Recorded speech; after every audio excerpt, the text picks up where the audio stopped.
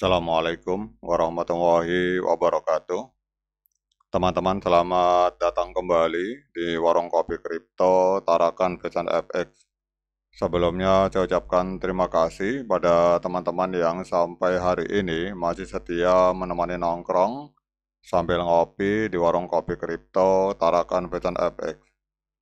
Oke teman-teman, seperti biasa sebelum kita berbicara tentang dunia kripto, mari hari ini kita berdoa bersama-sama, memohon kepada Allah agar kita semua senantiasa diberikan nikmat berupa kesehatan dan juga diberikan keberkahan dalam setiap rezeki yang kita terima pada hari ini teman-teman.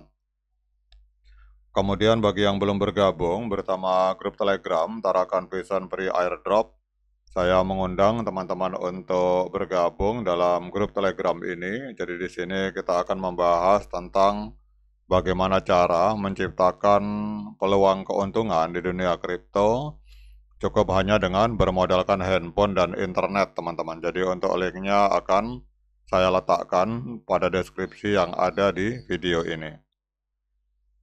Oke teman-teman, hari ini kita akan jalan-jalan ke sebuah media online yang bernama The Crypto Time, teman-teman. Ini ada sebuah artikel menarik, kurang lebih 6 jam yang lalu diposting, bahwa apakah core team atau Dr. Nicholas Kokkalis dan kawan-kawan ini mengendalikan harga dari Bitcoin melalui pasokan, teman-teman. Jadi ini adalah investigasi apakah core team atau Dr. Nicholas Kokkalis dan kawan-kawan itu mengontrol dan melakukan manipulasi terhadap harga dari Bitcoin, teman-teman. Wah, ini agak seru juga judulnya, teman-teman. Kita akan lihat di sini.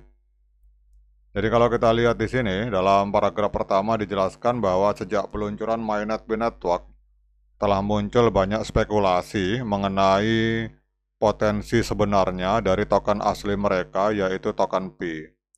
Para optimis melihat Pi sebagai mata uang kripto yang underdog yang belum menunjukkan potensi penuhnya, sementara para skeptis menyebutnya sebagai skema Ponzi besar berikutnya yang akan ada di dunia kripto, teman-teman. Kemudian peluncuran Bitcoin di bursa terdesentralisasi sempat mendorong nilainya melonjak hingga 2,99 US dollar dalam 24 jam pertama, namun sejak saat itu harganya terus merosot selama berminggu-minggu, teman-teman. Kemudian salah satu kritik utama terhadap Pi Network ini adalah batas maksimal pasokan token yang sangat tinggi, yaitu 100 miliar yang dianggap menjadi penghambat kenaikan nilai token sesuai dengan prinsip dasar ekonomi tentang permintaan dan penawaran. Kemudian ketika pasar kripto memperkirakan bahwa harga Pi akan turun lebih dalam di antara 35% hingga 50% setelah sebelumnya sempat anjlok 20% dan menghapus seluruh keuntungan dari rebound harga historis di angka 0,38 US dollar, namun harga dari koin Pi justru berhasil memantul kembali, teman-teman. Kemudian pada saat tulisan ini dibuat, ini harga dari koin Pi ini di angka sekitar 0,6322 US dollar, bertahan pada level support 0,4023 dan mendekati rata-rata pergerakan eksponensial 50 hari, teman-teman. Kemudian kalau kita lihat di sini bahwa kita lihat para analis sebelumnya memprediksi harga koin Pi akan turun drastis karena peningkatan supply token Pi di pasar. Bahkan diperkirakan bahwa jumlah token Pi yang diterbitkan itu akan melampaui 100 juta pada bulan ini dan lebih dari 1,5 miliar token baru akan beredar yang bisa mempercepat penurunan harga, teman-teman. Kemudian kalau kita lihat di sini, pakar kripto yang bernama Dr. Altcoin juga memperingatkan bahwa jika tim atau core team tidak mengambil langkah-langkah penting untuk menghentikan peningkatan supply, maka harga bisa anjlok secara signifikan, teman-teman.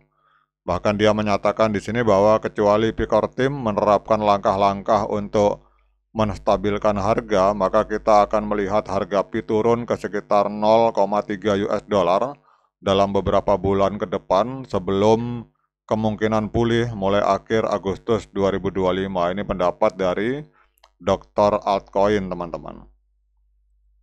Namun dengan strategi yang solid, Core Team berhasil membuat comeback dan mencatatkan tren naik pada harga Pi tanpa harus menghentikan aktivitas peningkatan supply token, teman-teman.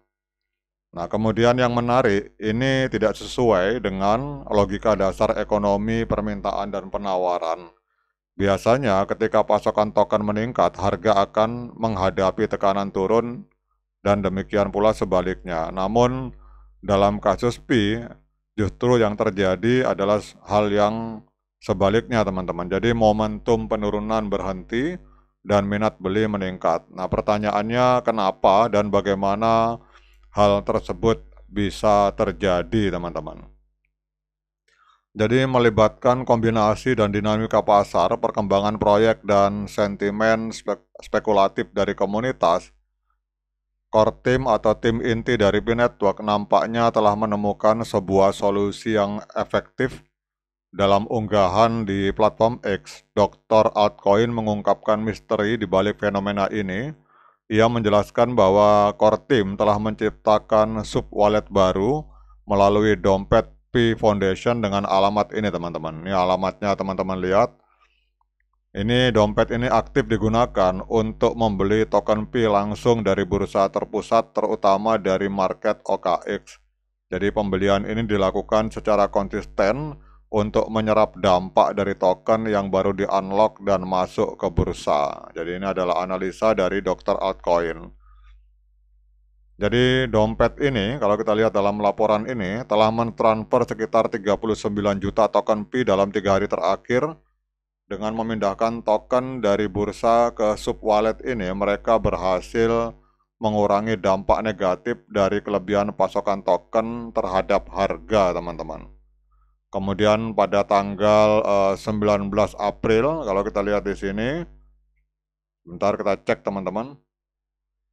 Jadi pada tanggal 19 April, ini kita lihat token yang beredar dalam kurun waktu 24 jam, hampir 27 juta token Pi telah ditransfer dari bursa ke sub-wallet tersebut, teman-teman. Nah, salah satu kekhawatiran terhadap Pi Network ini adalah bahwa mereka tidak menetapkan batas jumlah token Pi yang akan beredar yang secara alami berdampak pada harga Pi. Jadi saat ini jumlah pasokan beredar Pi telah melonjak menjadi 6,93 miliar token dan kapitalisasi pasar Pi mencapai 4,48 miliar per 20 April menurut data dari CoinGecko, teman-teman.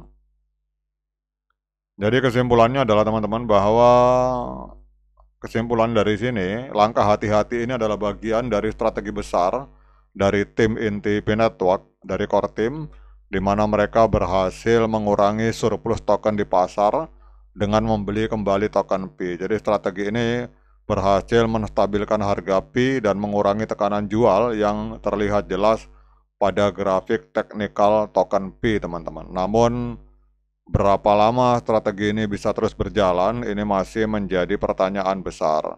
Semua bergantung pada kemauan dan kemampuan dari Core Team untuk terus membeli token dari bursa. Jika mereka berhenti membeli, maka tekanan jual bisa kembali meningkat yang berpotensi menurunkan harga dari koin Pi. Oke, teman-teman, bagaimana pendapat teman-teman tentang investigasi yang dilakukan oleh Dr. Altcoin ini? Silakan komen di kolom komentar. Sekian dari saya. Assalamualaikum warahmatullahi wabarakatuh.